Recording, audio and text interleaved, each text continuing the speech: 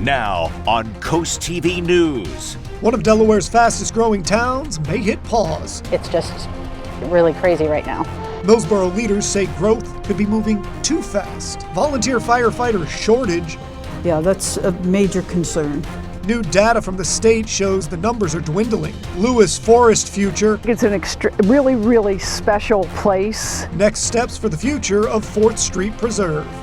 This is CoastTV News at 6. Growth is reshaping Millsboro, but some worry it's too much too fast. Good evening, I'm Charlie Sakaitis. Welcome to our News at 6. Our top story tonight is a debate pause on development applications. Millsboro is growing, but some want to tap the brakes. CoastTV News reporter Nicole Richter shows us that leaders in Millsboro are considering slowing down new development as the town tries to keep up with rapid growth. Millsboro is building, and Millsboro is growing. And for some people, that growth is happening too fast. It's just really crazy right now. Town leaders are now considering a 6-month pause on new development applications, calling it a chance to slow down and reassess the town's future. I think a pause in construction right now would be the best thing for everyone involved. I don't think we have the infrastructure here to support the continued development that is occurring constantly. The rapid growth is already impacting daily life. With all the development, it affects where you get in and out of and how you get around. Other people say they're even more concerned. One person we spoke with off camera says they are considering moving out of Delaware altogether, saying new developments are ruining the state's rural character. Still, supporters of the proposal say the pause could help Millsboro grow more responsibly, making sure infrastructure, traffic, and services can keep up. Planning is everything, but nothing ever goes according to plan, so step back, look at it, and see what it is. The proposal is expected to go before Town Council next week as yet another town on Delmarva battles over the benefits and bloat of growth. From traffic concerns to rapid development, the impacts are already being felt here in Millsboro. And on January 5th, the Town Council will decide on whether to pause or to continue the new development applications. In Millsboro, I'm Nicole Richter, CoastTV News. And over in Dagsboro, the town council postponed a vote on updated development fees and policies last year, meaning the moratorium on new development stays in place for now.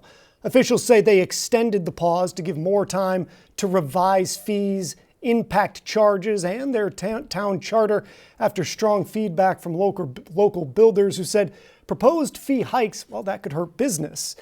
Mayor William Chandler says that the council expects to finish updates before the moratorium expires, and projects already approved, those are not going to be affected. Fire departments in Sussex County are made up of paid staff, but the majority are volunteers. CoastTV News reporter Drew Bellinger shows us new data from the State Fire School shows volunteerism is only going down.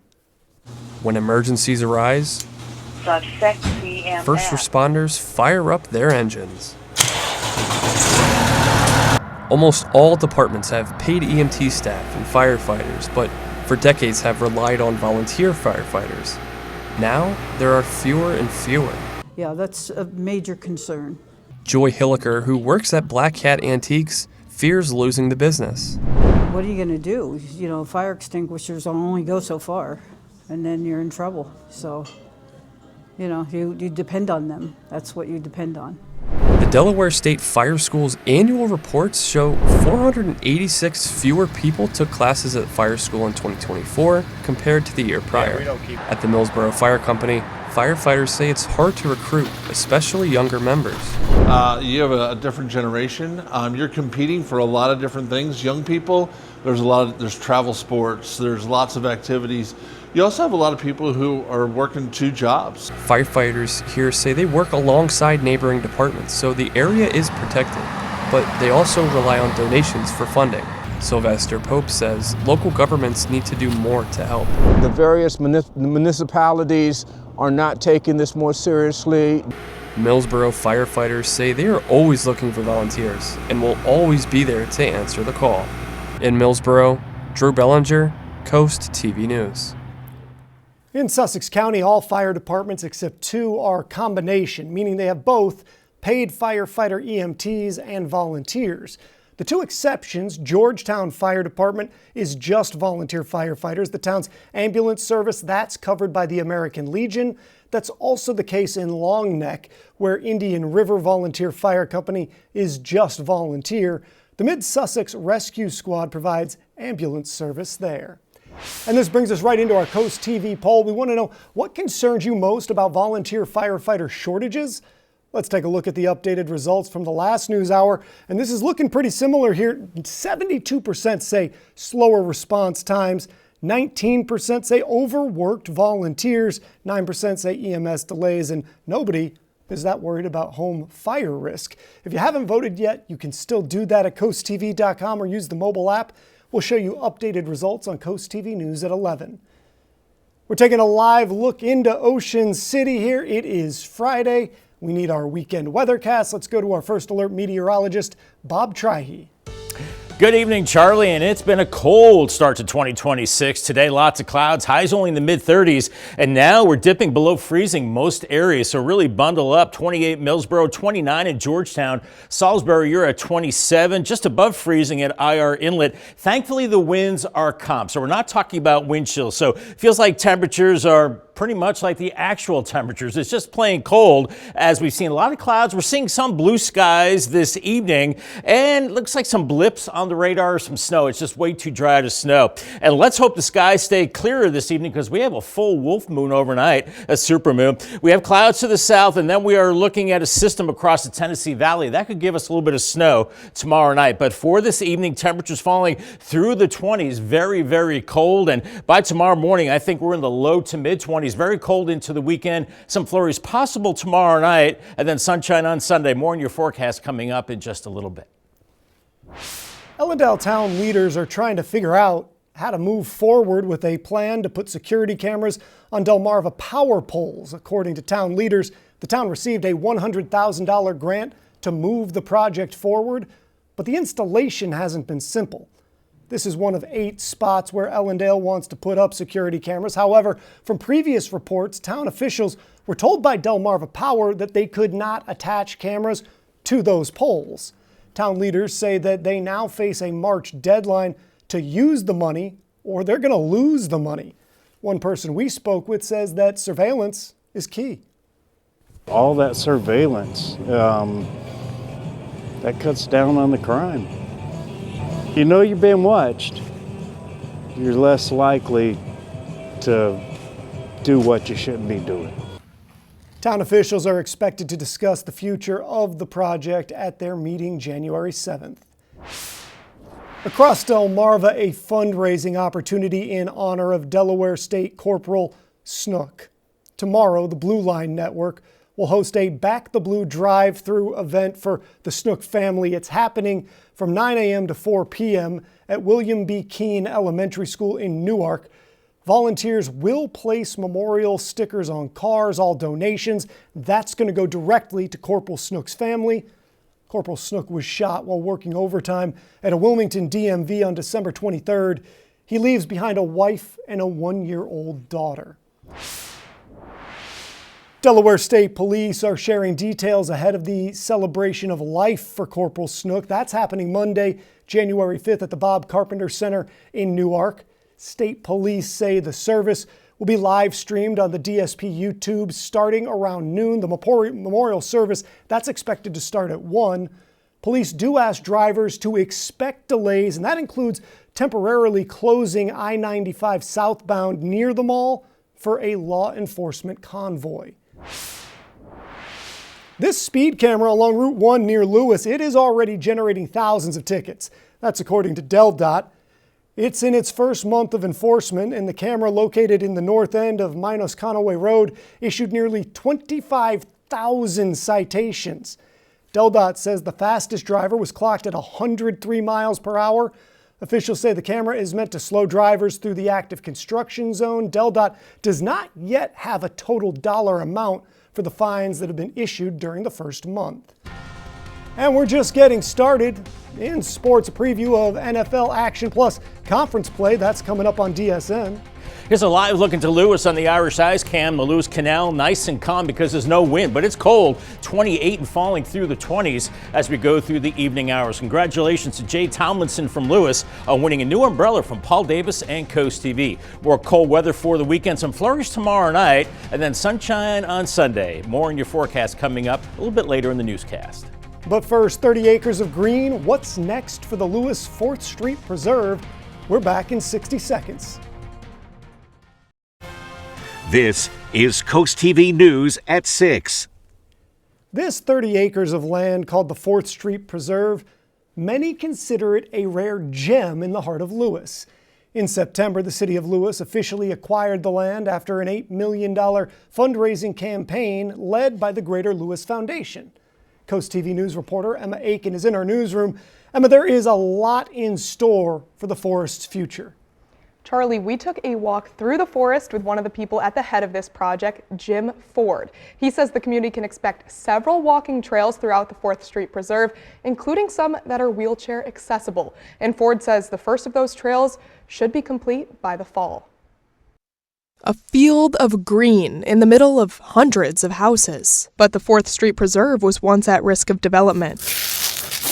That's all part of this being the first urban community forest in Delaware, is that we can study and come up with ideas of the best techniques to use for other areas for preservation. So hopefully there will be other communities within the state that mimic what we're doing here in Lewis. That's Jim Ford, and he's one of the people at the head of this project. For starters, Ford says we'll have trails to walk on here in the forest. Ford says on this 23-acre parcel of land, wheelchair-accessible walking trails will be built coming off of 4th Street.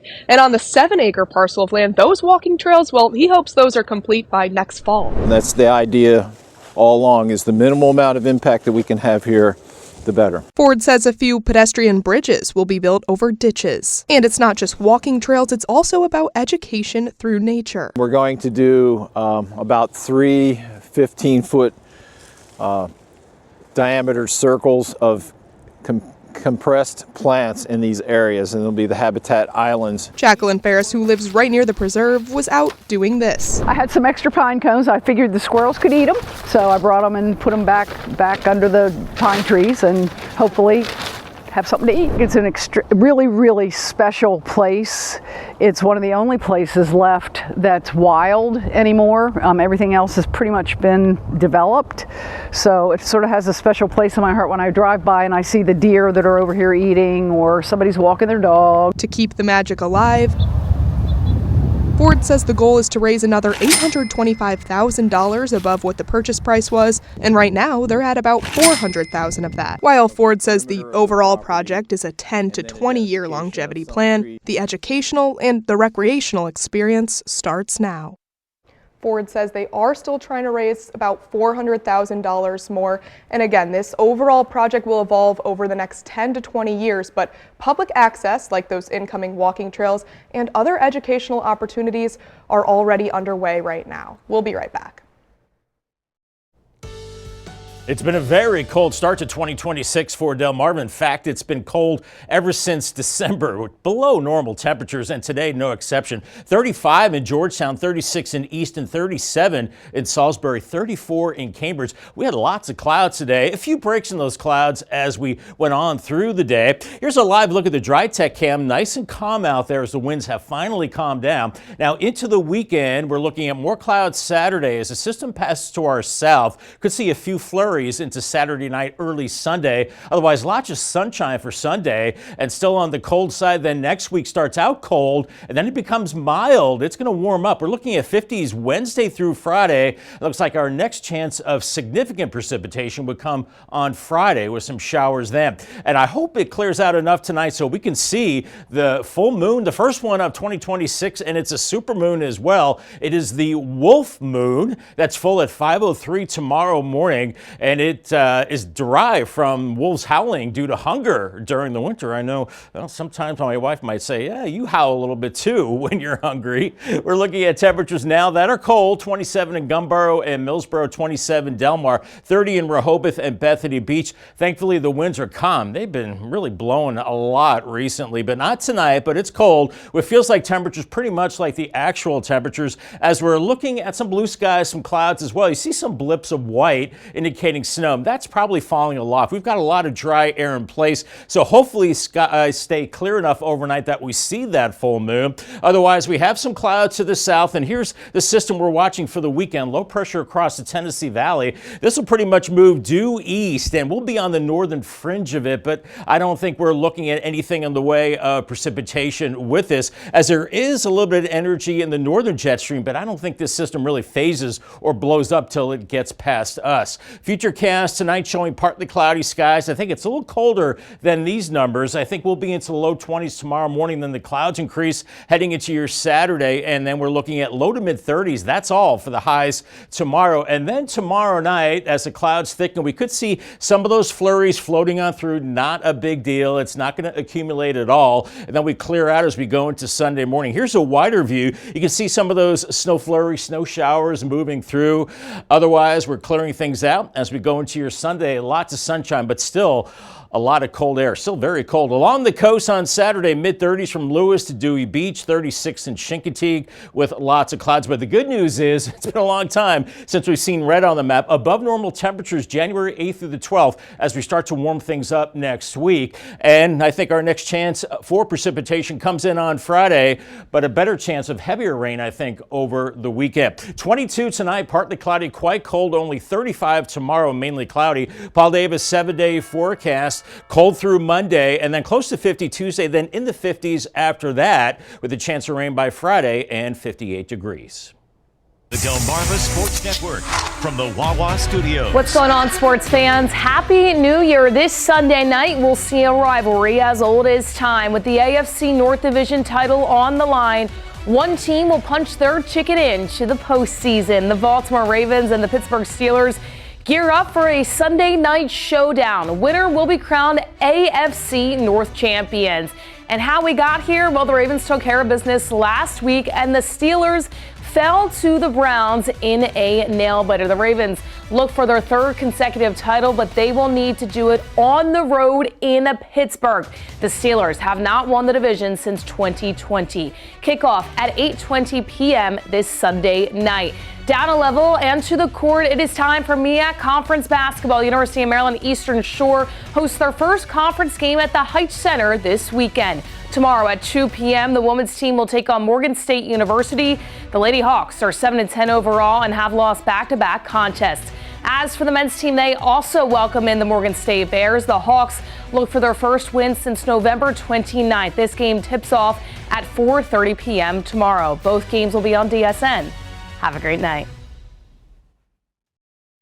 If you're headed out on this Friday evening, bundle up. It's going to be cold. Temperatures falling through the 20s and hopefully clear enough that we can see that full wolf moon. Call the CoastTV First Alert weather phone. Your forecast just a call away. Sponsored by Brockstead, Mandalis, Federico. Paul Davis 10-day forecast. Increasing clouds tomorrow and cold. I think we could see a few flurries Saturday night. Not a big deal. And then cold Sunday and Monday. Then warming up after that. Close to 50 on Tuesday. Then well into the 50s Wednesday through Friday. Friday into the weekend, I think we could be looking at a significant system that brings us just rain, not seeing any snow, with 50s and then cooling down into the early part of the following week. Monday, partly cloudy and 43. Thank you, Bob. And thank you for joining us for Coast TV News at 6. For more news, more local weather, download our Coast TV News app. The NBC Nightly News is up next, and we're going to see you later tonight for Coast TV News at 11. Have a great evening.